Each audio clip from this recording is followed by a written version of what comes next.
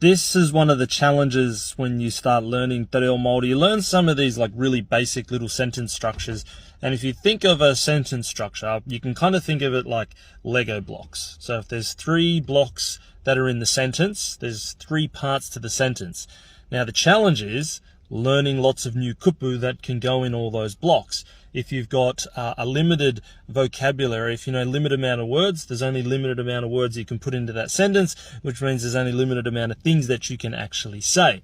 Whereas if you've got, 3 blocks in a sentence, so you can times them out. So if 3 blocks in the 3 words in the first block, 3 in the second, 3 in the third, 3 times 3 times 3 is what? 3 times 3 is 9 times 3. That's 27 different combinations. That's 27 different things that you can say. Now, if you can increase the amount of words in each of those blocks, you can exponentially increase the amount of things you can say.